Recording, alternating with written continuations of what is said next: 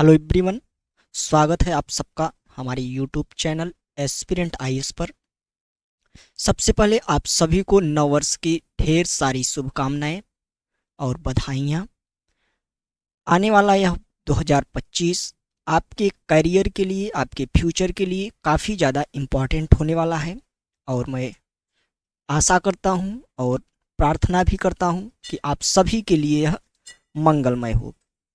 Student, हम अपने इस प्लेटफॉर्म पे ज्योग्राफी सब्जेक्ट की एक सीरीज चला रहे हैं जिसमें हमने ओशियानोग्राफी यानी कि समुद्र विज्ञान को स्टार्ट किया है। इसके बाद हम क्लाइमेटोलॉजी, जियोमार्फोलॉजी और इंडियन ज्योग्राफी को भी कवर करेंगे। इससे रिलेटेड प्लेलिस्ट जो है वह बना दी गई है और वह चैनल पे अपलोड है। आप वहाँ जाके क्रम वाइज सीरियल से एक एक क्लासेस को जो है वह देख सकते हैं। इसी सीरीज को आगे बढ़ाते हुए आज का जो है हमारा सेशन होने वाला है, यह दूसरा सेशन है। पहले क्लास में हमने इंट्रोडक्शन देखा था ज्योग्राफी का और ओशियानोग्राफी का।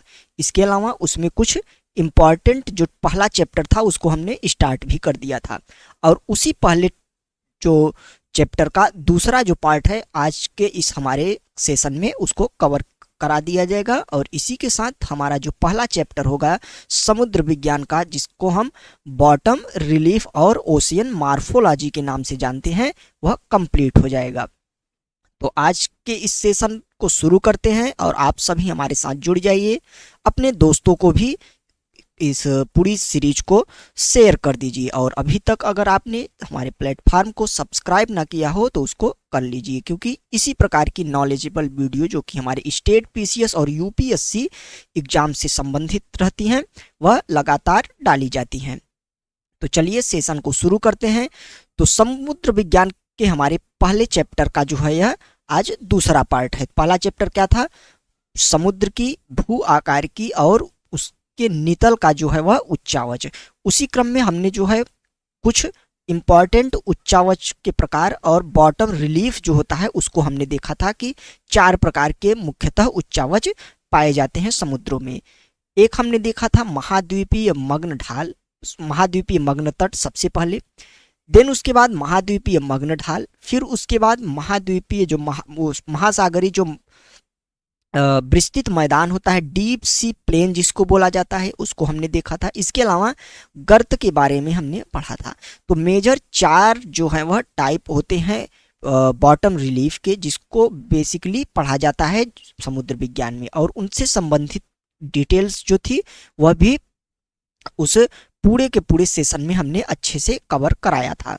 तो यदि आपने उस पूरे क्लास को अभी तक नहीं देखा है तो प्लेलिस्ट में जाकर डिस्क्रिप्शन में उसका लिंक आपको मिल जाएगा, वहां से आप उसको देख सकते हैं। और उसी सीरीज को आगे बढ़ाते हुए आज की हमारी पहली क्लास है, तो शुरू करते हैं अपने क्लास को। तो आज में स्टूडेंट वही जो स्थलाकृतियां, जो उच्चावच हमने पहले अपने क्लास में पढ़ा हुआ था, महाद्वीपीय जो मग्न तट था, महाद्वीपीय मग्न ढाल था, सागरीय मैदान था, गर्त था और मध्य महासागरीय कटक जिसे रिज बोला जाता है वह था। तो उसी सब को एक एक जो ओशियन है हमारा, जो महासागर है, उसके परिप्रेक्ष्य में हम अध्ययन करने वाले हैं इस क्लास में। यानी कि सबसे पहले हम जो है वह इन तीनों जो महत्वपूर्ण हमारे इंपॉर्टेंट जो ओशियन है, जैसे कि प्रशांत महासागर, हिंद महासागर और अटलांटिक महासागर, इन तीनों ओशियन के जो उच्चावच है इनके बारे में हम पढ़ेंगे। ठीक, तो एक एक करके इन महासागरों को हम लेंगे और इनका जो पूर्ण डिटेल होगा, संपूर्ण जो जानकारी होगी उसको आप तक देने की कोशिश करेंगे। तो आज का जो हमारा पहला महासागर होगा जिसके उच्चावच के बारे में हम पूर्ण रूप से एनालिसिस करेंगे, समस्त जानकारियों को जो है आप तक पहुंचाने की कोशिश करेंगे, तो उसको देखते हैं। तो आज का हमारा पहला जो महासागर होगा वह होगा अटलांटिक महासागर। अटलांटिक महासागर का जो नितल उच्चावच होगा यानी कि बॉटम रिलीफ होगा स्टूडेंट्स, उसको हम देखेंगे। तो सबसे पहले इंट्रोडक्शन देखते हैं अटलांटिक महासागर का कि यह कहाँ पे है, इसकी स्थिति क्या है और इसके अलावा जो है स्टूडेंट इसका विस्तार कितना है, और उसके बाद इसके उच्चावच को हम पढ़ेंगे। तो सबसे पहले यदि देखें, यदि इस महासागर के पश्चिमी हिस्से को हम देखें तो पश्चिमी हिस्से में जो है वह उत्तर तथा दक्षिण अमेरिका जो है हमें देखने को मिलेगा। यानी कि यदि यह महासागर हो गया अटलांटिक महासागर, तो इसका जो पश्चिमी हिस्सा होगा यहाँ पे क्या होगा, आपको उत्तर अमेरिका, और यहाँ पे जो है आपको दक्षिण अमेरिका देखने को मिलेगा। जबकि पूर्व में यदि बात करें तो पूर्व में यूरोप तथा अफ्रीका, आपको ये रहा पूर्वी तट, तो यहाँ पे आपको यूरोप और यहाँ पे आपको अफ्रीका जो है वह देखने को मिल जाएगा, जो कि अभी हम मैप आगे देखेंगे, डायग्राम में भी देखेंगे। ठीक, इसके अलावा बात करें यदि इस महासागर के विस्तार की, तो विस्तार की बात करें तो 820 लाख वर्ग किलोमीटर में जो है यह विस्तृत है। ठीक, 820 लाख वर्ग किलोमीटर में यह विस्तृत है। नेक्स्ट इसके बारे में देखते हैं, तो यह समस्त विश्व का, यानी कि जो हमारा ग्लोब है, अर्थ है, उसका 1/6 पार्ट, यानी कि 1/6 भाग जो है वह अटलांटिक महासागर है। और जो हमारा प्रशांत महासागर है, सबसे बड़ा महासागर है, उसका 1/2 यानी कि आधा। तो सबसे बड़ा महासागर प्रशांत है, उसके बाद यदि किसी का नंबर आता है तो वह है क्या, अटलांटिक महासागर। यह इसके इंट्रोडक्शन में हमने देखा। इसके अलावा एक अन्य बात महत्वपूर्ण है कि इसका आकार जो है वह यस आकार का है। ठीक, ऑब्जेक्टिव टाइप एमसीक्यू क्वेश्चन में इस प्रकार के प्रश्न जो है पूछे जाते हैं, तो काफी इंपॉर्टेंट है। ठीक, इसका जो आकार है वह क्या है, यस आकार का है। और इसका लगभग बात करें तो 24% जो है वह 915 मीटर से कम गहरा, यानी कि यह जो पूरा का पूरा महासागर है यह एक उतना ज़्यादा गहराई की दृष्टि से उतना ज़्यादा गहरा नहीं है। इसका लगभग 24% जो हिस्सा है वह सिर्फ और सिर्फ 915 मीटर के आसपास है। ऐसा क्यों है, अभी हम आगे पढ़ेंगे इसके कारण के रूप में, क्योंकि इसके मध्य में जो है यह जो महासागर है, इसके मध्य में स्टूडेंट एक मिड अटलांटिक ओशन रिज है। ठीक, यानी कि मध्य महासागरीय कटक जिसे बोला जाता है वह है, और उसी के कारण जो है इसकी जो गहराई है वह कम हो जाती है। तो लगभग 24% हिस्से पर जो इसकी गहराई 915 मीटर से कम देखने को आपको मिलती है। ठीक, नेक्स्ट देखते हैं अटलांटिक महासागर के बारे में। तो अटलांटिक महासागर के का जो नितल है, यानी कि उसका बॉटम है, उसमें 4 उच्चावच जो है वह देखने को मिलते हैं।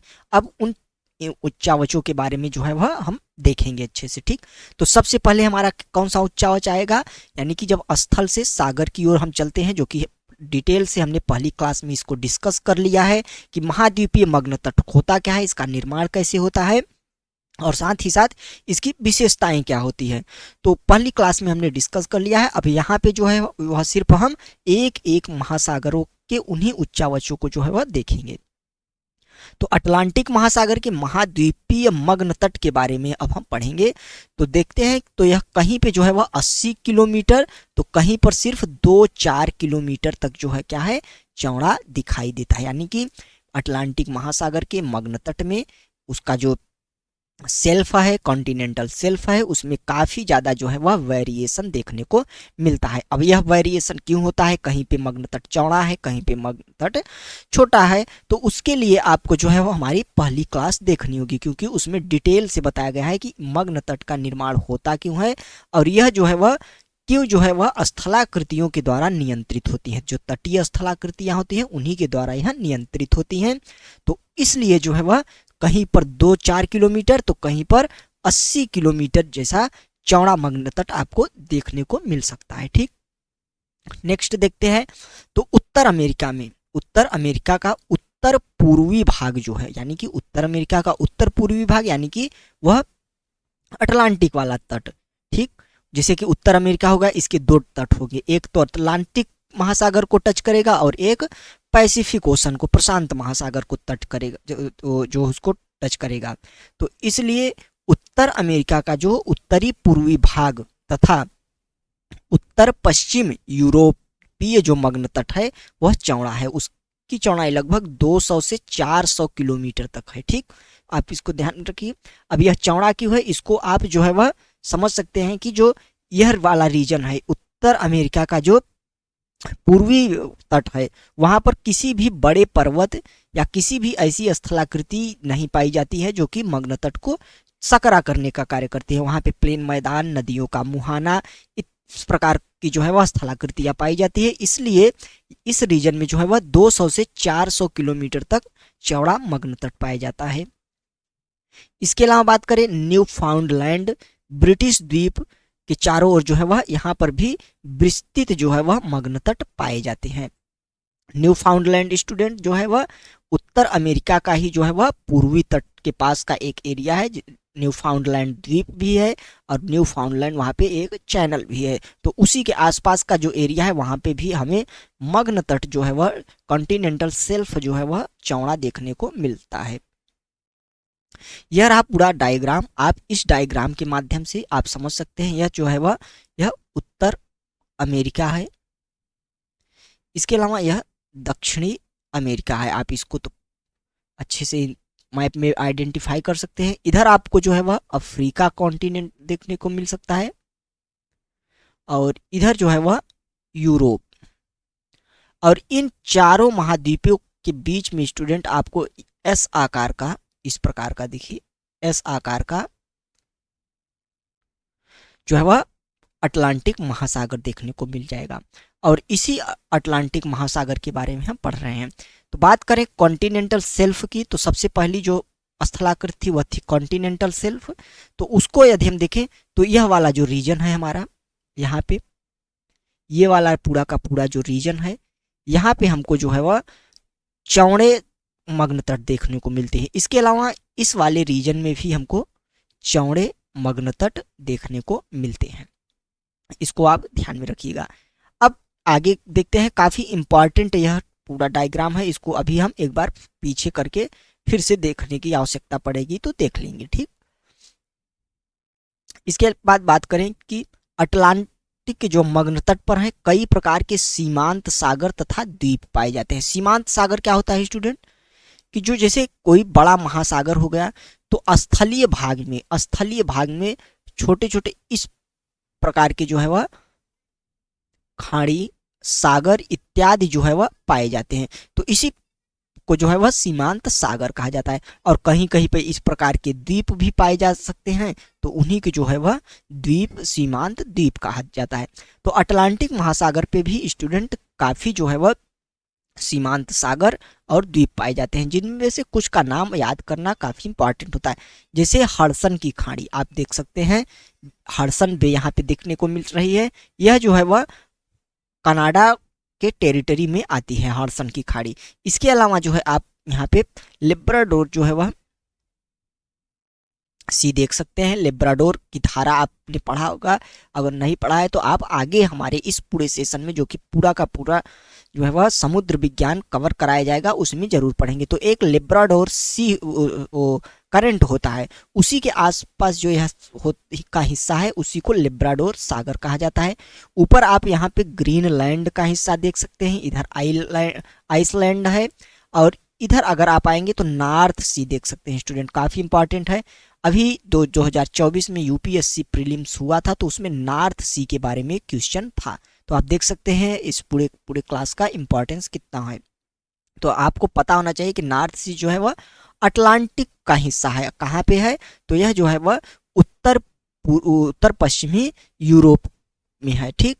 तो नॉर्थ सी आपको देखने को मिल सकता है। इसके अलावा जो है वो आपको बे ऑफ बिक्से की खाड़ी आपको देखने को मिल जाएगी, ठीक। इसके अलावा मेडिटेरेनियन सी यहाँ पे है, मेडिटेरेनियन सी आपको भूमध्य सागर देखने को मिल जाएगा। यहाँ पे आपको जो है स्टूडेंट कैरिबियन सी देखने को मिल जाएगा, गल्फ ऑफ मैक्सिको देखने को मिल जाएगा। तो इस प्रकार से कई ऐसे सीमांत सागर हैं जो कि अटलांटिक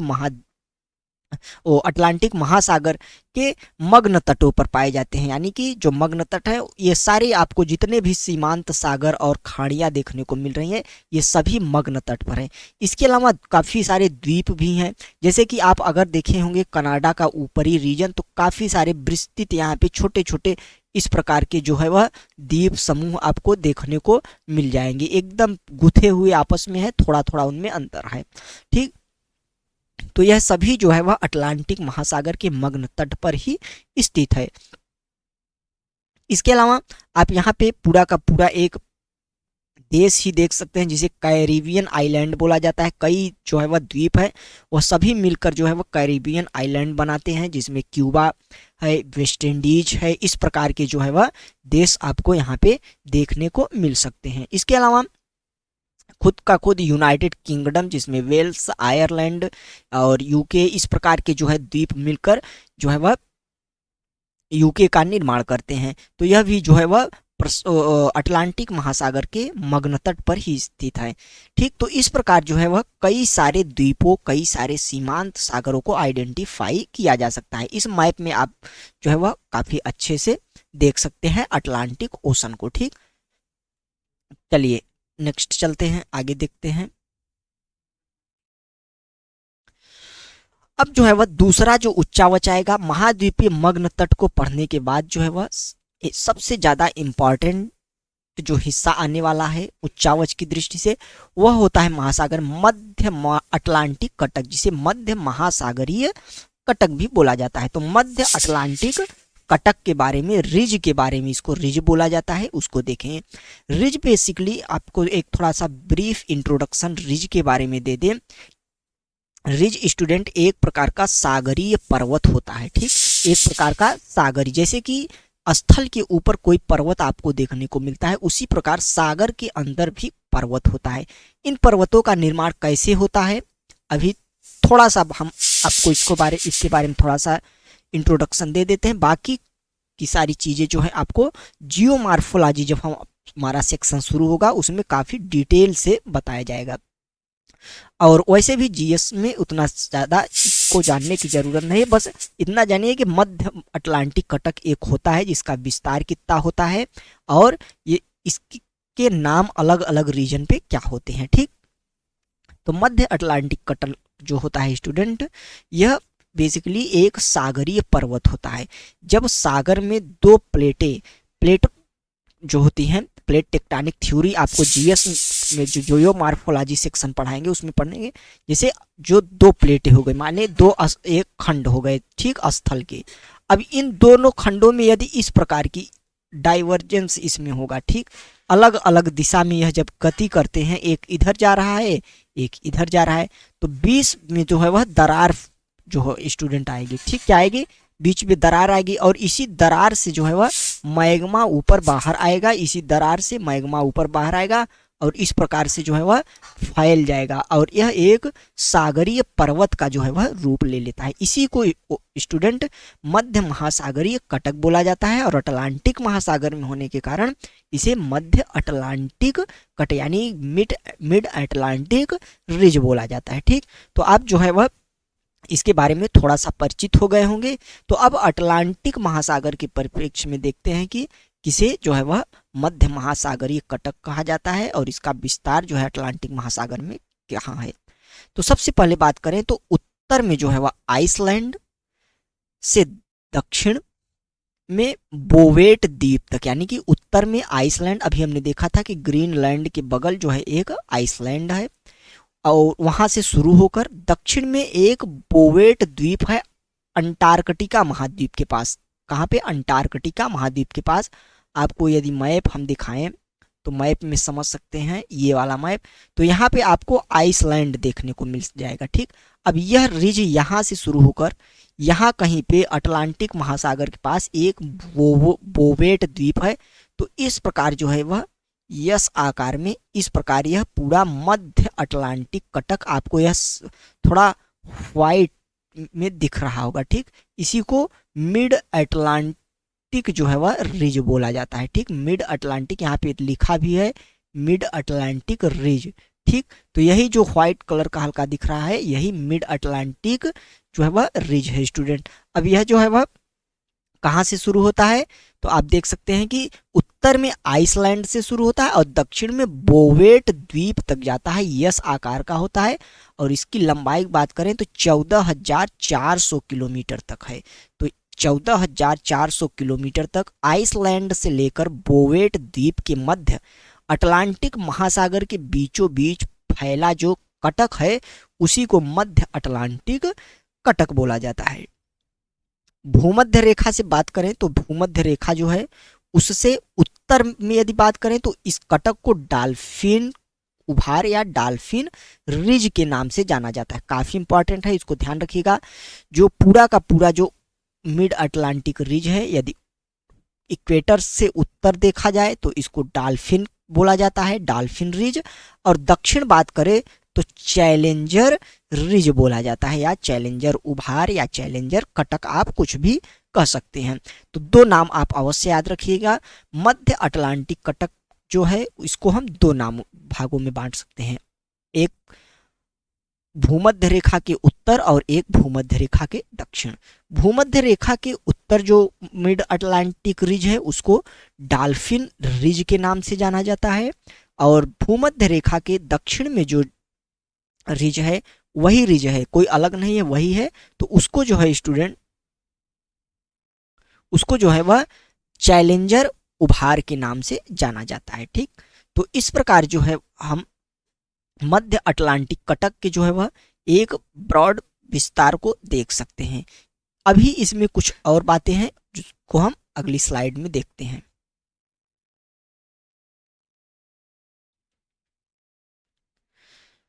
आप देख सकते हैं यहाँ पे डायग्राम है, आपको यहाँ पे देखिए अटलांटिक रिज देखने को इस प्रकार से एस आकार में देखने को मिल रहा होगा।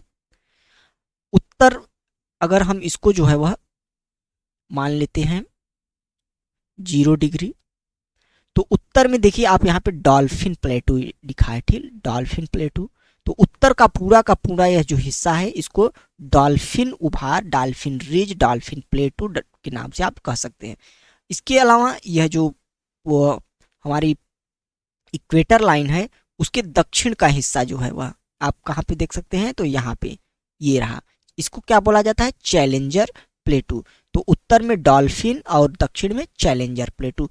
अब इसके अलावा भी कुछ क्षेत्रीय हैं जिसको क्षेत्रीय आधार पर, रीजनल लेवल पर अलग अलग नामों से जाना जाता है, जिसको अभी हम जो है वह आने वाली स्लाइड्स में देख लेते हैं। सबसे पहले देखें तो आइसलैंड, नॉर्थ से देखना शुरू करते हैं। तो आइसलैंड और स्कॉटलैंड, स्कॉटलैंड भी नॉर्थ में ही है कि मध्य जो पठार होता है उसको विविल टॉमसन के नाम से जाना जाता है। यानी कि आप देख सकते हैं इधर आइसलैंड आपको दिखाई देख सकता है, और इसके इधर जो है आपको दिखाई देता है, दे सकता है स्कॉटलैंड, स्कॉटलैंड। इसके बीच में एक पठार है स्टूडेंट, एक बीच में इसके पठार है, उसको क्या बोला जाता है, विविल टॉमसन। आप नाम याद रखिएगा, विविल टॉमसन। ठीक, विविल टॉमसन इसको बोला जाता है। कहाँ कहाँ पे है, तो यह आइसलैंड और स्कॉटलैंड के मध्य जो रिज पाया जाता है उसको जो है वह विविल टॉमसन जो है वह बोला जाता है। इसके अलावा ग्रीनलैंड के दक्षिण में स्थित पठार को क्या उसको कटक को क्या बोला जाता है, तो टेलीग्राफी का पठार। इसको भी आप इस डायग्राम में देख सकते हैं कि ये जो टेलीग्राफ का प्लेटू है वो ये जो ग्रीनलैंड है इसके दक्षिण में जो रिज है इसको टेलीग्राफ प्लेटू बोला जाता है। ठीक, तो इन नामों को आप जो है वह एक दो बार करके नोट्स बना करके रिवाइज करके क्लास को रिवाइंड करके आप याद कर सकते हैं। तो आइसलैंड और स्कॉटलैंड के बीच जो पठार जो रिज है या उसको पठार भी आप कर सकते, समुद्री पठार ही बेसिकली होता है जो कि समुद्र में है। ठीक, तो आइसलैंड और स्कॉटलैंड के मध्य विविल टॉमसन, ग्रीनलैंड के दक्षिण में जो है वह उसको हम टेलीग्राफ का पठार या टेलीग्राफ रिज बोल सकते हैं। ठीक, नेक्स्ट देखते हैं अटलांटिक महासागर के संबंध में अगला बिंदु है कि 50 डिग्री उत्तर अक्षांश के पास का जो उभार है उसको न्यू फाउंडलैंड उभार या रिज कहते हैं।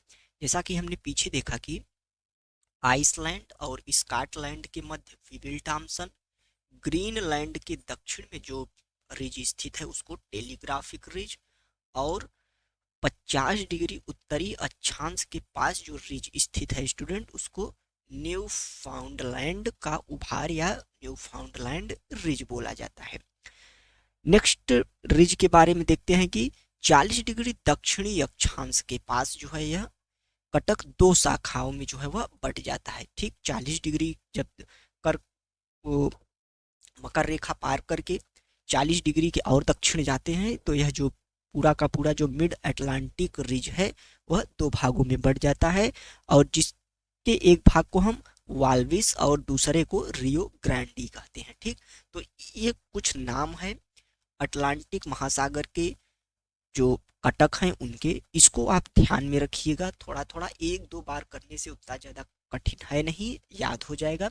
और मैच द फॉलोइंग एमसीक्यू, इस प्रकार के क्वेश्चन में, इस जोड़ों में इस प्रकार के जो है क्वेश्चन पूछ लिए जाते हैं, तो आप इसको जो है वह थोड़ा सा याद रखिएगा। तो अटलांटिक महासागर के संबंध में हमने महाद्वीपीय मग्न तट और मध्य अटलांटिक कटक को जो है वह पढ़ लिया। अगला जो है बिंदु देखते हैं अटलांटिक महासागर के संबंध में है बेसिन यानी कि द्रोणी। बेसिन क्या होता है? तो बेसिन सबसे पहले आपको हम बता दें कि जैसे कि कटक हो गया, कटक बीचों बीच बटा, बीचों बीच जो है वह पूरे जो अटलांटिक महासागर है उसको बीचों बीच कटक गया, उसके एक पार्ट ये हो गया, एक एक पार्ट इधर हो गया। तो इन दोनों पार्ट को जो है हम क्या कह देंगे? बेसिन कह देंगे, द्रोणी कह देंगे। ठीक, क्योंकि एक इधर का सेपरेट पार्ट हो गया और इधर वाला सेपरेट पार्ट हो गया, तो इन दोनों को जो है वह सम्मिलित रूप से द्रोणी कह दिया जाता है। इसके अलावा भी जो है वह जैसे कि आपने देखा कि कटक जो है वह छोटे छोटे हिस्सों में इधर उधर घूम गया है, जिसे अलग अलग नामों से हमने देखा भी। तो उन कटक के सहारे भी जो जल का विभाजन हो जाता है तो इससे कुछ छोटी छोटी द्रोणियां बन जाती हैं, तो उनको भी हम देखेंगे। ठीक, तो इस प्रकार जो है वह आंध्र महासागर, जिसे कि अटलांटिक महासागर ही कहा जाता है, इसको आंध्र भी कहा जाता है, आप इसको ध्यान रखिएगा कि जो द्रोणी है वह विभक्त हो जाती है, जो कि अभी हमने बताया, और छोटी छोटी द्रोणियां भी पाई जाती हैं। तो आगे देखते हैं, तो सबसे पहले हम देखेंगे कि लेब्राडोर बेसिन। आप देखेंगे ऊपर का हिस्सा ग्रीनलैंड के जो है वह थोड़ा दक्षिण से यदि देखेंगे तो आपको लेब्राडोर जो है वह सागर दिखेगा, वही जो है वह आपको लेब्राडोर बेसिन के रूप में वह जाना जाता है। इसके अलावा आप उत्तर अमेरिका बेसिन को भी देखेंगे, जो कि जो हमारा डॉल्फिन रिज हमने पढ़ा है उसके जो पश्चिम में स्थित है उसको हम क्या बोलेंगे कि दक्षिण अमेरिका द्रोणी या दक्षिण अमेरिका, सॉरी उत्तर अमेरिका द्रोणी या उत्तर अमेरिका बेसिन। इसके अलावा ब्राजील बेसिन भी पाई जाती है जो कि दक्षिण में है, और जो कि जो हमारा चैलेंजर रिज हमने देखा, चैलेंजर रिज के जो है वह पश्चिम में यानी कि वेस्ट में स्थित है।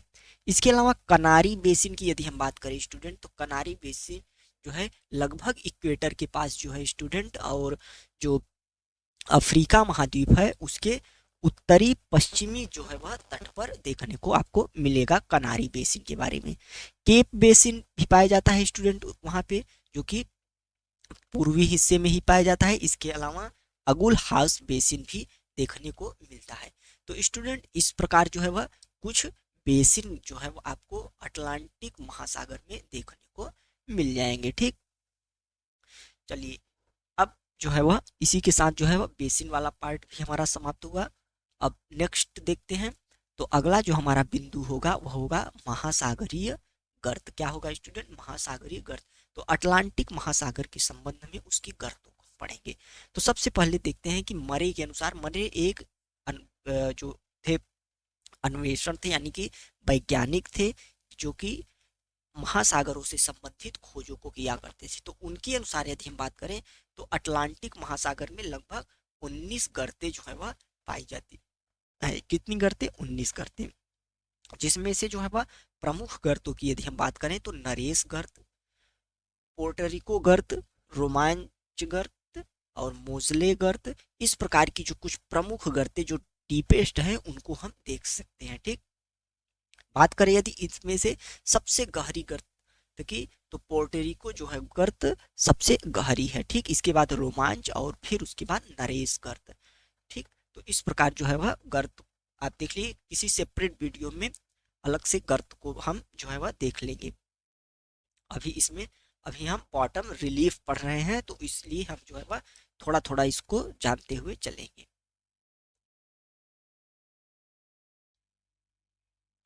चलिए नेक्स्ट जो हमारा सेशन का अगला जो इम्पॉर्टेंट ओशन है वह है प्रशांत महासागर।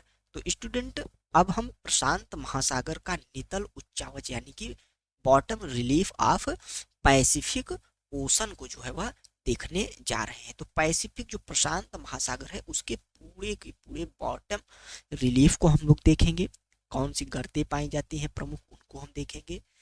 क्या कुछ मध्य कटक पाए जाते हैं मध्य महासागर को, और थोड़ा सा इंट्रोडक्शन भी देखेंगे। तो सबसे पहले परिचय से शुरू करते हैं। तो इसका क्षेत्रफल जो है वह लगभग 1640 लाख वर्ग किलोमीटर है स्टूडेंट, जो पृथ्वी का जो है वह 1/3 हिस्सा है। ठीक, यह दो इंपॉर्टेंट जानकारी पैसिफिक ओशन के संबंध में रही। इसके अलावा बात करें कि दक्षिण उत्तर और दक्षिण की इसकी लंबाई, यानी कि उत्तर से दक्षिण की यदि इस महासागर की लंबाई की बात करें तो वह 14,880 किलोमीटर के पास है। कितना?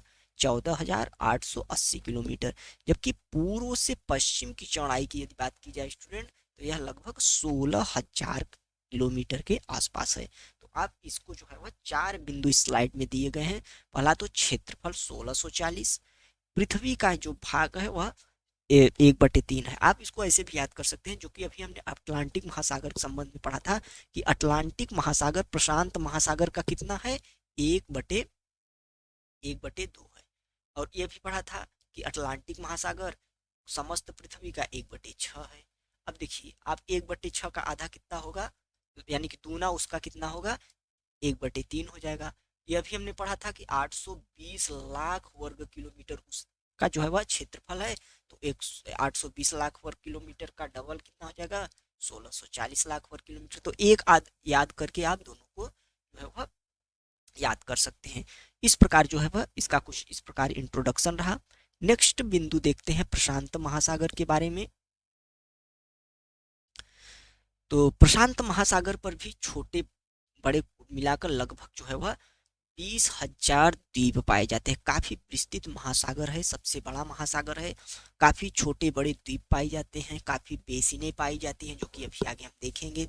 काफी ज्यादा इसमें जो है सीमांत सागर पाए जाते हैं स्टूडेंट। तो इस प्रकार जो है यह द्वीपों का जो है वह महासागर है, और बहुत सारे द्वीप आपको इसमें देखने को मिल जाते हैं। इनके द्वीपों को विस्तृत रूप से हम 3 भागों में बांट देते हैं स्टूडेंट। कितने में? 3 भागों में बांट देते हैं। सबसे पहला भाग यदि हम बात करें तो उसको कहा जाता है महाद्वीपीय द्वीप, यानी कि ऐसे द्वीप जो कि महाद्वीपों से सटे हुए हैं। किसे? महाद्वीपों से सटे हुए हैं। नेक्स्ट बात करें यदि हम तो महाद्वीपीय महाद्वीपीय चाप, या इसको आइलैंड आर्क भी बोला जाता है। क्या बोला जाता है? आइलैंड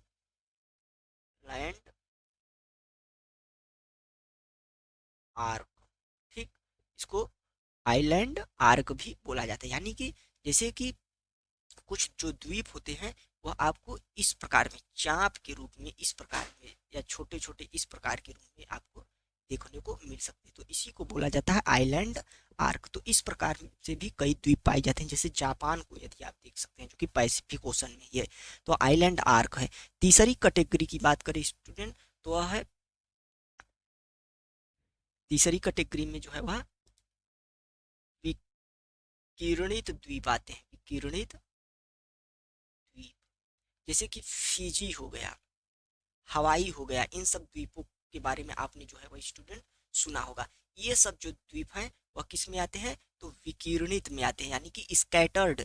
ये जो है वह अलग अलग कहीं पर भी बेतरकीब पाए गए हैं जाते हैं। तो इस प्रकार प्रशांत महासागर के द्वीपों को हम 3 रूपों में बांट सकते हैं। इसके अलावा भी माइक्रोनेशिया, क्रोनेशिया, इस प्रकार के का भी विभाजन किया जाता है इन द्वीपों में, जिसको हम किसी अन्य जो है वह क्लास में देख लेंगे। ठीक, मैपिंग वाले सेक्शन में विशेषकर। तो आप अभी इतना जानिए, क्योंकि अभी हम सिर्फ और सिर्फ बॉटम रिलीफ पढ़ रहे हैं स्टूडेंट।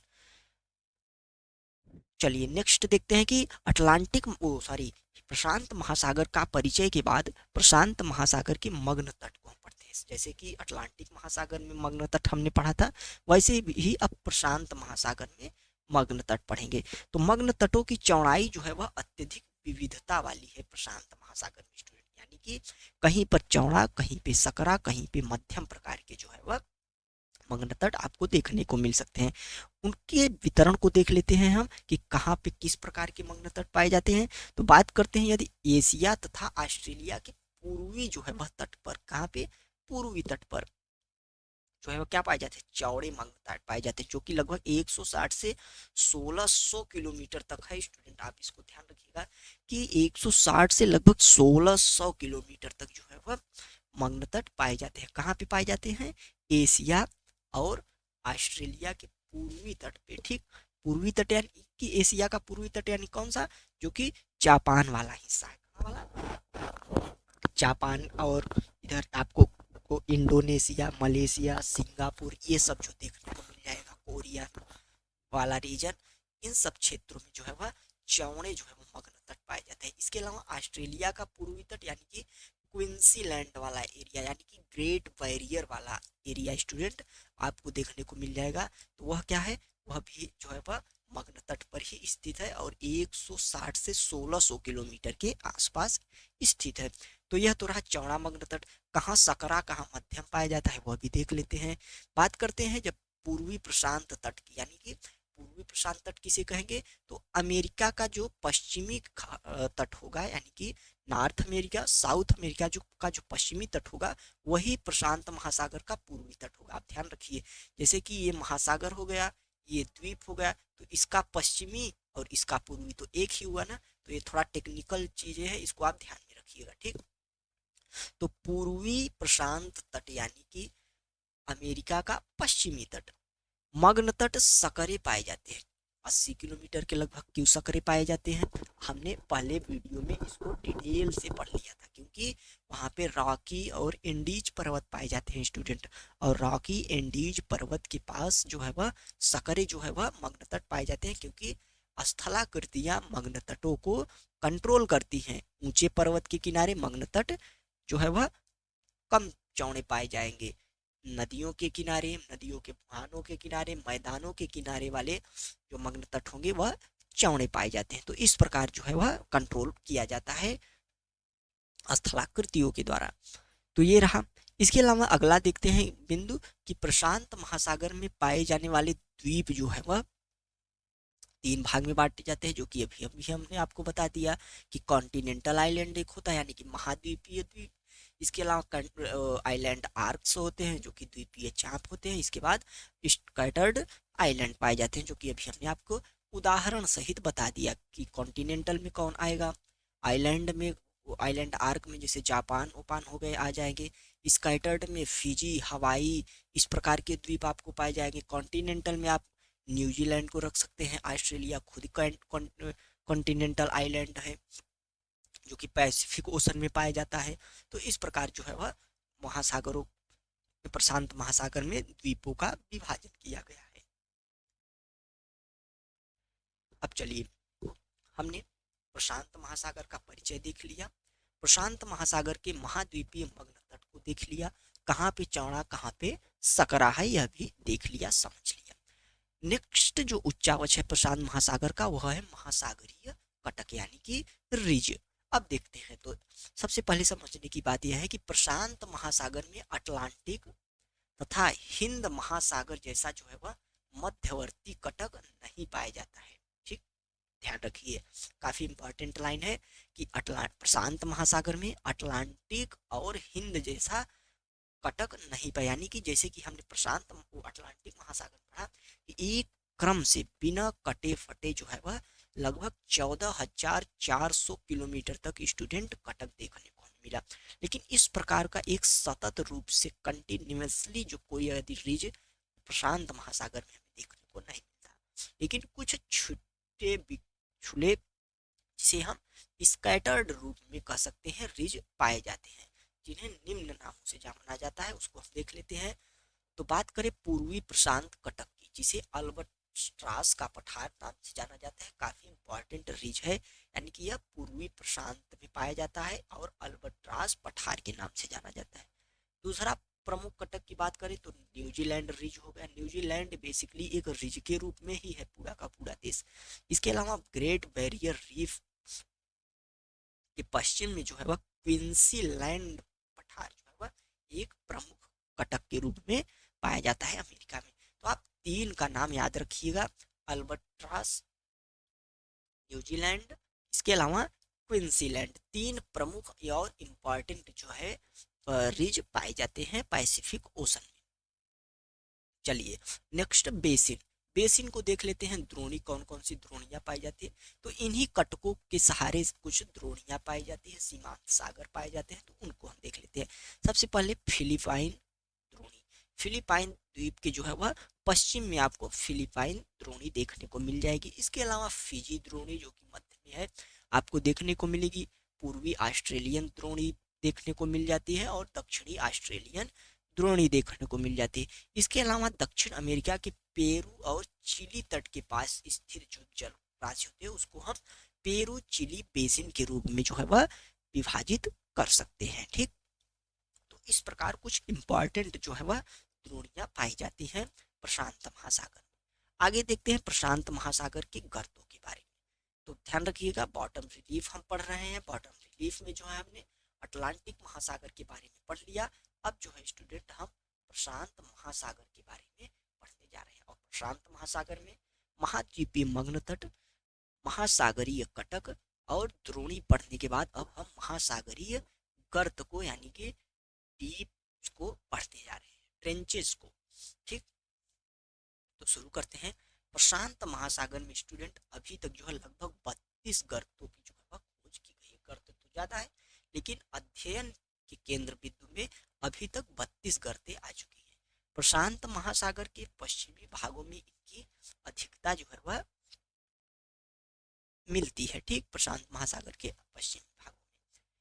चलिए, प्रमुख गर्तें हैं प्रशांत महासागर की और उनकी गहराई भी जो है वह यहाँ पे दी गई है। तो मैच द फॉलोइंग के लिए काफी इंपॉर्टेंट हो जाता है ये स्लाइड, तो आप इसका स्क्रीनशॉट ले लीजिए या कहीं पे नोट करके रख सकते हैं। ठीक, तो देखते हैं सबसे गहरी जो कि पृथ्वी की सबसे गहरी गर्त है वह है कौन सी? मेरियाना डीप या मेरियाना गर्त। ठीक, इसकी जो गहराई है स्टूडेंट आपको 11,022 मीटर देखने को मिल जाएगी। नेक्स्ट जो है वह टोंगा है 10,882, क्यूराइल 10,498, फिलिपाइन गर्त 10,475 मीटर आपको देखने को मिल जाएगी। इसके अलावा कर्माडेक 10,047 मीटर, अल्यूसियन जो है वह 7,079 मीटर आपको देखने को मिल जाएगी। इसमें इंपॉर्टेंट क्या है, याद करने वाली चीज है सबसे पहले तो ये गर्ते, क्योंकि मैच द फॉलोइंग में दे देगा कि ये गर्ते किस महासागर से संबंधित है। तो सबसे पहले यही हो गया। इसमें पोर्टोरिको, रोमांच, नरेश, इस प्रकार की कुछ गर्तों के नाम दे देगा और आपको जो है वह फंसाने की कोशिश करेगा, क्योंकि वो सभी गर्ते अटलांटिक महासागर में अभी हमने कुछ देर पहले पढ़ी थी। इसके अलावा इसकी गहराई मैच द फॉलोइंग में दे सकता है जो कि कम आएगा, लेकिन ये ज्यादा आ सकता है इसके नाम। ठीक, तो आप समझ के इसको अच्छे से देख लीजिए। चलिए, अब जो है अगला हमारा इंपॉर्टेंट ओशियन होगा और आज का आखिरी ओशियन वह है हिंद महासागर का जो है वह नितल उच्चावच यानी कि bottom relief of Indian ocean. ठीक, चलिए शुरू करते हैं। सबसे पहले पहले की तरह हमेशा की तरह सबसे पहले इंट्रोडक्शन देखेंगे। तो इंट्रोडक्शन में देखेंगे कि क्षेत्रफल की दृष्टि से जो है यह प्रशांत और अटलांटिक, प्रशांत और अटलांटिक दोनों से क्या है, छोटा महासागर है। ठीक, तो ये तो यह बात हमें पता चली।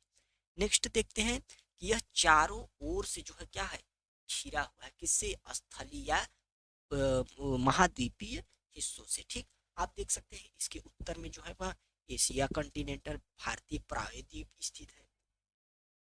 बात करें यदि इसके पश्चिम में तो आपको अफ्रीका महाद्वीप देखने को मिल जाएगा, अरब देखने को मिल जाएगा। बात करें इसके दक्षिण में आपको अंटार्कटिका महाद्वीप देखने को मिल जाएगा। बात करें इसके ईस्ट में तो आपको दक्षिण और दक्षिण पूर्वी एशिया देखने को मिल जाएगा। तो लगभग चारों ओर से यह जो है वह घिरा हुआ है और अटलांटिक महासागर और हिंद महासागर से जुड़ा हुआ भी है। तो इसका जो है एक स्ट्रेटेजिक इम्पोर्टेंट भी है जिसे हम किसी अन्य क्लास में पढ़ेंगे। ठीक, अब इसके इंट्रोडक्शन में कुछ अन्य बिंदु भी हैं, उसको देख लेते हैं। तो इसकी औसत गहराई की यदि हम बात करें स्टूडेंट, तो इसकी औसत गहराई जो है वह 4000 मीटर का है। कितना है? 4000 मीटर के आसपास है। और इसके अलावा इसमें भी कई सीमांत सागर और द्वीप हमें देखने को मिल जाते हैं। ठीक, आगे इसका मैप बना हुआ है, इसको हम देख लेते हैं। आप देखेंगे कई सीमांत सागर और द्वीप देखने को मिलेंगे। आपको रेड सी लगा हुआ देखने को मिल जाएगा। गल्फ ऑफ अडन देखने को मिल जाएगा, जहाँ पे बाब अल मंडेब जो है वह क्या है? जल संधि है।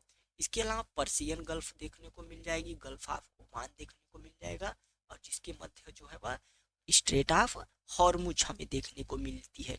इसके अलावा आपको जो है वह मोजाम्बिक चैनल देखने को मिल जाएगा। इधर आप चलेंगे तो अंडमान सी आपको देखने को मिलेगा, बे ऑफ बंगाल मिलेगा। ठीक, इसी प्रकार से कई सारे द्वीप भी पाए जाते हैं, जैसे कि सब बड़ा द्वीप मैडागास्कर है। इसके अलावा जो है वह मॉरिशस पाया जाता है, सेशेल्स पाया जाता है, और मालदीव पाया जाता है, डियोगी गॉर्सिया पाया जाता है। तो इस प्रकार के कुछ जो है वह इम्पोर्टेंट आइलैंड भी पाए जाते हैं हिंद महासागर में। तो यह हिंद महासागर का परिचय रहा। अब इसके नितल उच्चावच को हम देख लेते हैं। तो नितल उच्चावच में सबसे पहले मग्न तट आएगा। तो मग्न तट के बारे में देखते हैं। तो महासागर जो महा, हिंद महासागर का मग्न तट है वह बंगाल की खाड़ी तथा अरब सागर, बंगाल की खाड़ी तथा अरब सागर के सहारे जो है वह चौड़े मग्न तट पाए जाते हैं। ठीक, अरब सागर भी है, तो इन दोनों के जो है वह सहारे चौड़े मग्न तट पाए जाते हैं। बात करें अफ्रीका की पूर्वी तट के सहारे, तो यहाँ भी जो है वह चौड़े मग्न तट पाए जाते हैं। पूर्वी तट यानी कि अफ्रीका का ये वाला हिस्सा। ठीक, ये वाला हिस्सा जो है वह यहाँ भी जो है वह मग्न तट काफी चौड़े देखने को मिलते हैं। इसके अलावा पश्चिम में बात करें तो पश्चिम में औसत चौड़ाई जो है वह 640 640 किलोमीटर के आसपास है। ठीक, यानी कि आपको पश्चिम यानी कि इधर वाला ये हिंद महासागर है, और इसका पश्चिम यही है। ठीक, तो इसके आसपास का जो रीजन है यहाँ पे लगभग 640 किलोमीटर के आसपास मग्न तट देखने को मिल जाता है। बात करें अब पूर्वी हिंद महासागर की, तो इसके पास जो है मग्न तट सकरे पाए जाते हैं, जैसे कि जावा और सुमात्रा। मैप में देख लेते हैं। ये वाला रीजन जो रहा हमारा, इधर वाला रीजन, ये वाला रीजन, इस क्षेत्र में जो है स्टूडेंट जो मग्न तट पाए जाएंगे वह प्रायः सकरे पाए जाते हैं। ठीक, बात करें यदि अंटार्कटिका महाद्वीप के तट के पास भी, तो वहां भी जो है वह मग्न तट और अधिक सकरे हो जाते हैं। तो इस प्रकार कहाँ सकरे कहाँ चौड़े पाए जाते हैं मग्न तट हिंद महासागर के संबंध में, इसको हमने देख लिया। अब नेक्स्ट बात आती है मध्य अटलांटिक, सॉरी मध्य महासागरीय कटक के बारे में। ठीक, तो मध्य महासागरीय जो कटक है स्टूडेंट, यह हिंद महासागर के संबंध में भी महत्वपूर्ण हो जाती है। जैसे हमने अटलांटिक महासागर में देखा था कि एक सतत रूप से मध्य महासागरीय कटक पाई जाती है, उसी प्रकार से हिंद महासागर में भी एक विस्तृत और सतत रूप से कटक देखने को मिल जाता है, जिसे अलग अलग स्थानों पर अलग अलग नामों से जाना जाता है, जो कि हमारे लिए इम्पोर्टेंट है। तो उसको देख लेते हैं। तो सबसे पहले भारतीय प्रायद्वीप से प्रारंभ होकर, यानी कि यह जो कटक है यह भारतीय प्रायद्वीप से प्रारंभ होकर जो है वह मध्यवर्ती कटक जो है वह दक्षिण में अंटार्कटिका तक क्रमबद्ध श्रृंखला के रूप में फैला हुआ है, जो कि अभी हमने आपको बताया। और जहां कहीं पर भी कटक जो है वह सागर तल से ऊपर आ जाते हैं, वहां पे क्या हो जाता है? द्वीप बन जाता है। ठीक, तो यह बात आप ध्यान में रखिएगा। नेक्स्ट कटक देख लेते हैं। तो आप यह जो मैप है आप देख सकते हैं, ये वाला हिस्सा जो है वह अफ्रीका का है। इधर से रेड सी हो गया, ये अरब प्रायद्वीप हो गया। आपको यहाँ पे फारस की खाड़ी देखने को मिल जाएगी, ओमान को की खाड़ी, और इधर आपको जो है वह देखने को मिल जाएगा इंडियन प्रायद्वीप। और इसके बाद या आप इधर आएंगे तो यह दक्षिण पूर्वी एशिया जो है आपको देखने को मिल जाएगा। और यह पूरा का पूरा विस्तृत क्षेत्र जो है स्टूडेंट, यह क्या है, यह हिंद महासागर है। अब इसके कटक को हम देखते हैं, तो इसके कटक को यहीं पे हम पूरा का पूरा समझ लेंगे। सबसे बात करें तो यह सबसे पहले यह शुरू होता है भारतीय प्रायद्वीप के जस्ट नीचे से, और यहाँ से शुरू होकर यह लगभग अंटार्कटिका जो है वह महाद्वीप तक चला जाता है। ठीक, तो सबसे पहले बात करें, यह जब यहाँ से शुरू होता है तो इसको बोला जाता है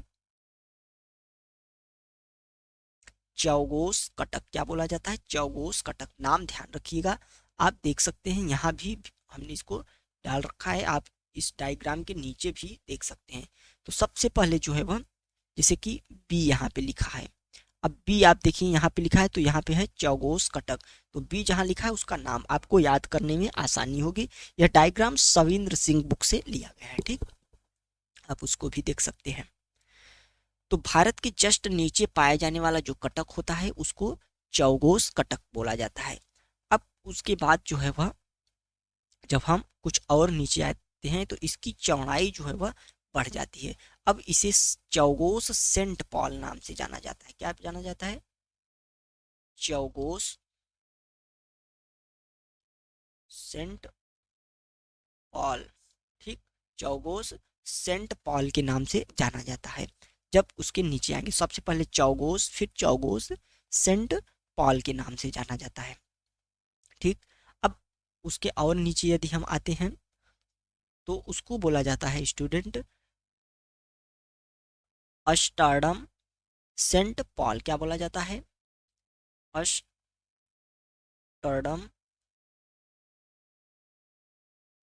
सेंट पॉल। आप इसको ध्यान रखिएगा, सबसे पहले चौगोस, फिर चौगोस सेंट पॉल, फिर एस्टर्डम सेंट पॉल कटक के नाम से जानना। अब हम क्रम से चल रहे हैं स्टूडेंट। इसके बाद जो है वह एस्टर्डम सेंट पॉल के जब नीचे आएंगे तो यह दो भागों में विभाजित हो जाता है। ठीक, कितने भागों में हो जाता है, दो भागों में विभाजित हो जाता है। इसका जो पूर्वी भाग होता है इसको जो है वह भारत अंटार्कटिका कटक यानी कि इंडो अंटार्कटिक कटक के नाम से जाना जाता है, ये वाला हिस्सा। और जो इसके पश्चिम में हिस्सा जाता है विभाजित को होकर, उसको करगुलेन गासवर्ग। क्या बोला जाता है, करगुलेन गासवर्ग। ठीक, करगुलेन गासवर्ग के रूप में जो है वह जाना जाता है। तो ये तो जो रहा क्रम से। इसके अलावा भी कुछ जो है वह बिखरे हुए कटक हमें देखने को मिल सकते हैं। सबसे पहले देखेंगे कि जो अरब प्रायद्वीप है ये वाला, इसके नीचे एक कटक पाया जाता है जिसे क्या बोला जाता है, जिसे सोकोत्रो चौगोस बोला जाता है। इसको क्या बोला जाता है, सोकोत्रो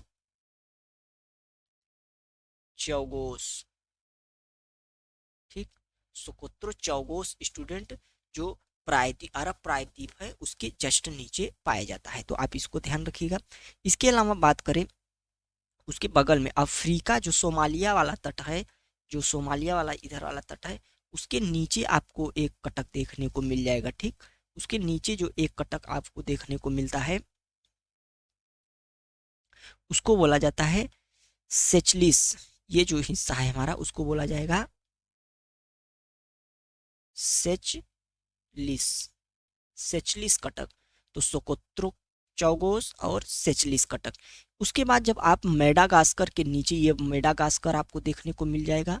मेडागास्कर के जब आप नीचे आएंगे स्टूडेंट तो यहाँ आपको मेडागास्कर कटक देखने को मिल जाएगा। क्या मिल जाएगा, मेडागास्कर कटक देखने को मिल जाएगा।